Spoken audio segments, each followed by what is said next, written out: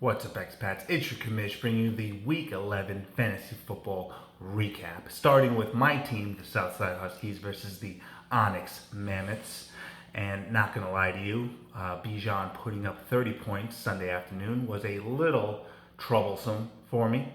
But I knew with only a 24-point lead going into Monday Night Football and myself having 4 players left to play, I was confident in winning that outcome. For those curious about the commissioner powers being used to fix a lineup, Corky had actually called me Sunday right before the games had just begun, asking if I could switch out Brian Thomas Jr., to which I happily did for Xavier Worthy. Because I don't want to just beat Corky, have an easy victory. I want to beat his team at its supposed best. And because I'm just a nice guy like that. Colin and Jack take notes, just nice actions, So the Mammoths fall to a 8-game losing streak, which may or may not be a OCE Expat league record.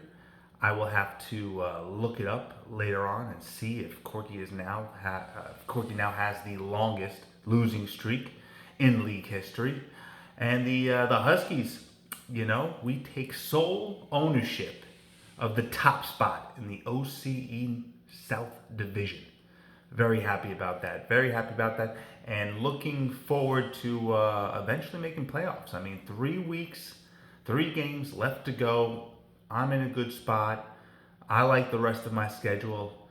Got the Smackers coming up next week, but that's all right because it's been proven that his team isn't all that.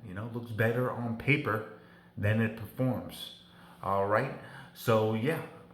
Moving on to, not to get away too far from the collusion scandal that rocked the league last week. But, off to your mom. Though still tied for the OCE North Division lead, he is falling fast on a 2-game losing streak now. He played just recently against 2 girlies, 1 cup, and lost for the 2nd time in a row. It wasn't collusion this time, though, I believe. It was, I feel it was more the pressure mounting and just the anxiety from his actions catching up to him. I believe he will maintain that playoff spot, but it's just who is he going to start? Because he keeps making the wrong decisions. Puzio, A-Train does what he does and puts up points. Jameson continues to be a scumbag and also contributed 18 points to Puzio's victory. Jack himself could have subbed in Goff and Pickens and easily won, but he didn't. So alas, he falls to 8-3 on the year. And what of our other member to the collusion scandal? None other than Colin of the South Park Cows, who also lost his matchup against Old Smoky Bastards by a score of 127-98.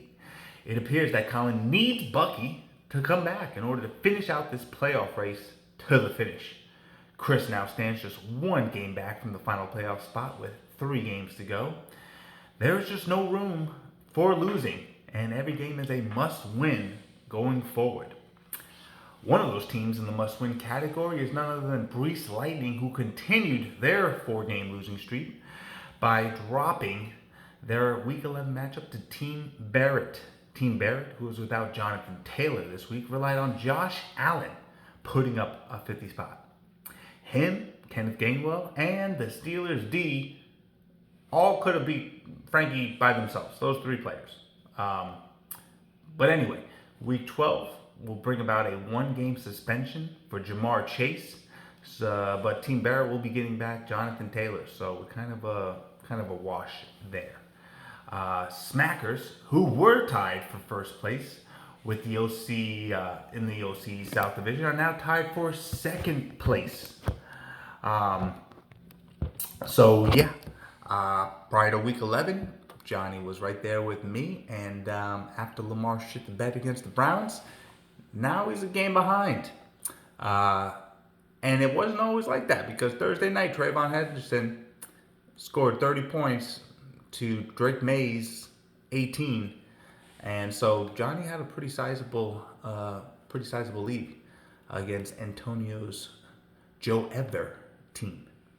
And if we're still not saying that right, it's because Antonio flaked on us and has not given us a como dice video on how to actually pronounce his terrible team name. That's pretty much all I got for this week's recap.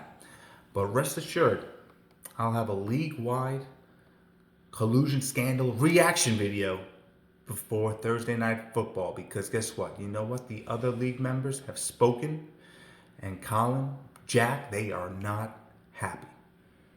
So obviously, until next time.